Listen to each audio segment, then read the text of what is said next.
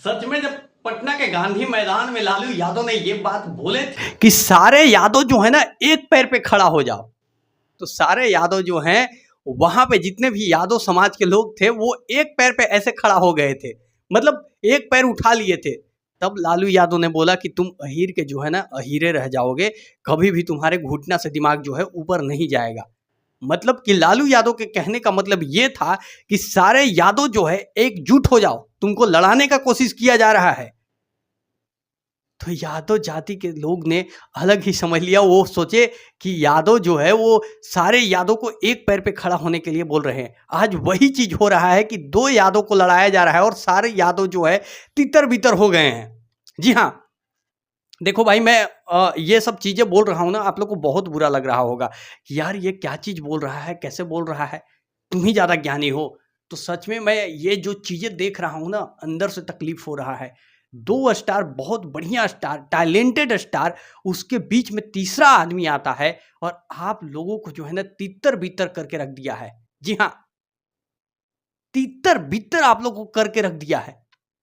आप सोचो, आज जो राइटर साहब हैं अखिलेश कश्यप, मैं नाम लेके बोल रहा हूं उनका, सच्चाई और रियलिटी बोल रहा हूं, आज क्यों आपके खेसारी लाल यादव के सपोर्ट में वो खड़े हैं और खेसारी लाल यादव के नाम क्यों ले रहे हैं?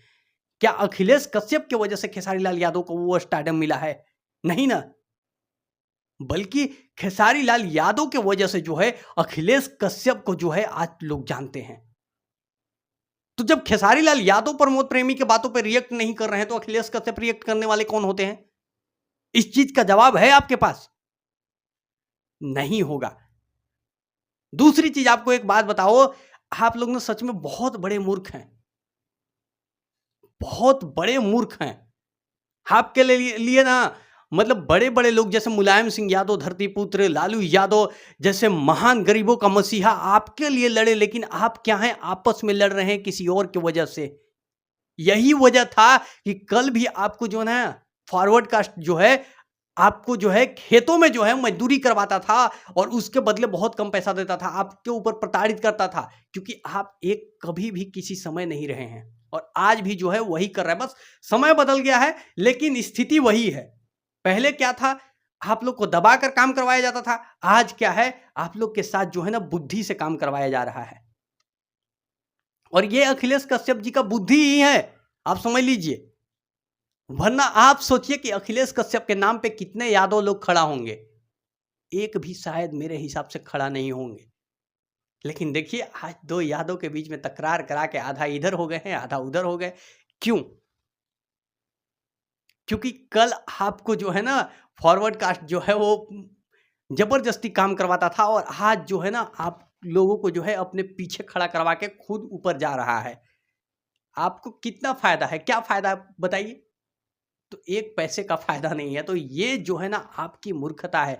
और एक चीज आप और समझिए, अगर अखिलेश कश्यप सच में खेसारी लाल यादव के लिए जो है वो जान देने वाले होते, प्राण देने वाले होते, तो कहां गई थी इनका जान, कहां गया था इनका प्राण? जब ग्लोबल म्यूजिक जंक्शन जो है खेसारी लाल यादव को बर्बाद करके रख दिया था, तब तो इनका चू नहीं निकलता था। निकला था? एक बार भी एक शब्द कभी बोलते हुए सुने थे खेसारी लाल यादव के लिए या ग्लोबल म्यूजिक जंक्शन के लिए कि ऐसे ऐसे दिखाते हुए? क्यों क्यों नहीं दिखा पाए थे, अगर इतना ही बड़का सपोर्टर थे तो? और आज के डेट में आप जाके देखिएगा कि वही अन्नपूर्णा फिल्म जो अखिलेश कश्यप का चैनल है, वो ग्लोबल म्यूजिक जंक्शन जो है ना, उसका मीडिया जो है वो डिजिटल मीडिया जो है वो, या कहते हैं सीएमएस, वो अखिलेश कश्यप का चैनल जो है वो ग्लोबल म्यूजिक जंक्शन के अंडर है। क्यों भाई, क्यों? अगर इतना ही सपोर्ट। और एक चीज और है अखिलेश कश्यप जी से मैं भी कहना चाहता हूं कि बाबा, हालांकि आपको बाबा क्या कहें यार, आपके मुंह से इतने अब शब्द मैं सुना हूं रात में, क्या गाली बताइए। मैं 24-25 साल का लड़का हूं, मैं भी जनरल कास्ट से हूं।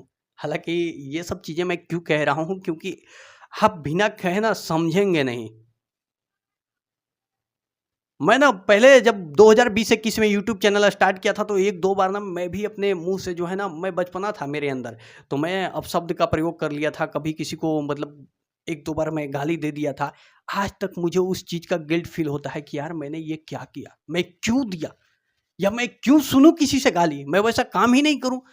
लेकिन आप इतना गाली सुनने के बाद सुबह सुबह जो है इस तरीके से लाइव आ जाते हैं हंसते हुए, सच में देख के बहुत ही बुरा लगता है। क्योंकि हमारे माँ बाप या हमारे परिवार या हमारे लोग यही समझाते थे कि ब्राह्मण जो है ना वो देवता का रूप होते हैं, उनको हमेशा आदर करना चाहिए।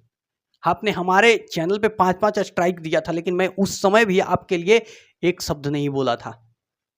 हाँ, जो फैक्ट था, जो रियल था, जो पोस्ट डाला गया था, मैं उसको डाला था और उसके लिए आपने स्ट्राइक दिया था, जो कि बहुत बड़ा आप गलत काम किए थे। लेकिन मैंने फिर भी नहीं बोला, छोड़ो यार क्या बोलना है। और हम यूट्यूबर थे तो हम आपसे टक्कर नहीं ले सकते थे, ये आपको भी पता था। तो इसको दबाया कैसे जाए, तो इस पे स्ट्राइक दे दो, इसको बोलने नहीं दिया जाए।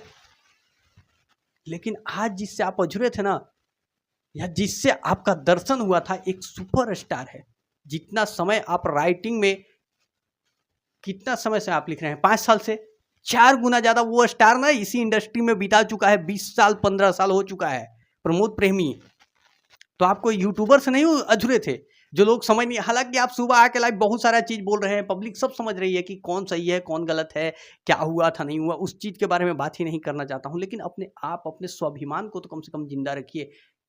कहा जाता है कि राजपूत ब्राह्मण जो है ना अपने स्वाभिमान के लिए जीता है, लेकिन आपके अंदर तो मेरे को स्वाभिमान ही नहीं दिखता। इतना गाली सुनने के बाद इंसान जो है ना वो कैसे रह सकता है भाई, मैं तो ये सोच रहा हूं।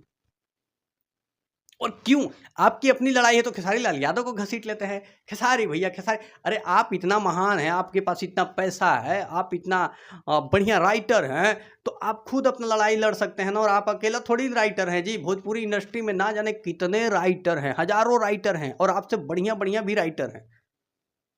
आप मनोज मतलबी नहीं हो गए, आप विनय बिहारी भी नहीं हो गए, आप प्यारे लाल भी नहीं है, हैं क्या, नहीं है ना।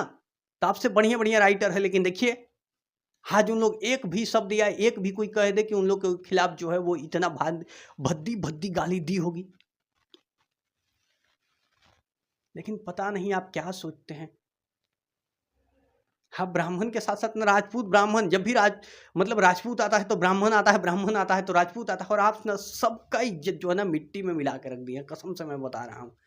क्या ही लोग सोच रहे होंगे यार, कोई भी आ रहा है गाली देके चला जा रहा है, किस लिए भाई।